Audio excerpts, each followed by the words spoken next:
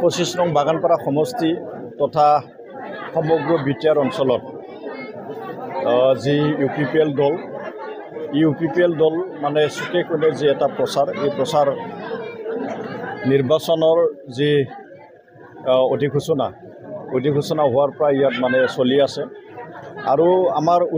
উল্লেখনীয় কথাটো হৈছে যে বাগানপাৰা সমষ্টি আমি 2020 চনৰ জয়যুক্ত হোৱাৰ পিছত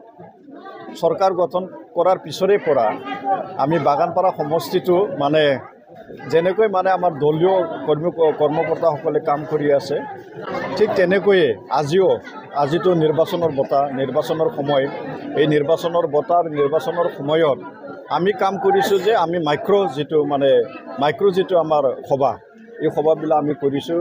গাঁৱে গাঁৱে গৈছোঁ, ঘৰে ঘৰে গৈছোঁ, মানুহখিনিক লগ কৰিছোঁ আৰু আমাৰ ইউপিপিএল দলৰ লক্ষ্য আৰু উদ্দেশ্য আমি অৱগত কৰিছোঁ। আৰু মানুহখিনি পতিয়ন গৈছে যে যেনেকৈ 5টা বছৰত প্ৰমোদ বড়োৰ নেতৃত্বত বিটিআৰ অঞ্চলত বিভিন্ন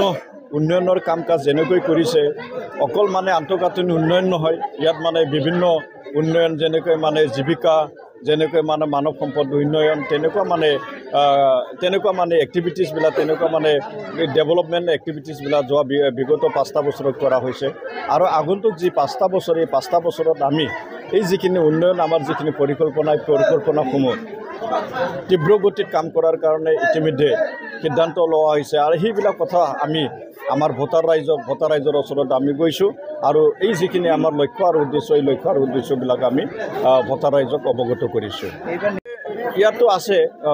বিভিন্ন দল ইয়াত আছে, কিন্তু আজিলৈকে মই যিখিনি দেখিছোঁ, যিখিনি বিভিন্ন আমাৰ বাহিৰে, আমাৰ ইউপিপিএলৰ বাহিৰে ইয়াত মানে যিখিনি মানে বিভিন্ন প্ৰাৰ্থীৰ যিখিনি তেওঁলোকৰ প্ৰাৰ্থিত্ব যিখিনি তেখেতসকলৰ মানে যিখিনি সংঘাত, এই সংঘাতটো লৈ আজি তাৰিখত আমি দেখিছোঁ যে আজি তাৰিখলৈকে আমাৰ লগত প্ৰতিদ্বন্দ্বী কৰিব পৰা কোনো এটা প্ৰাৰ্থী আজি তাৰিখলৈকে নাই। কালি পৰহি কি হয় এইটো আমি নাজানো, কিন্তু আজি এইখিনি মুহূৰ্তলৈকে কোনো প্ৰতিদ্বন্দ্বী প্ৰাৰ্থী আমাৰ বাগানপাৰা সমষ্টিত নাই।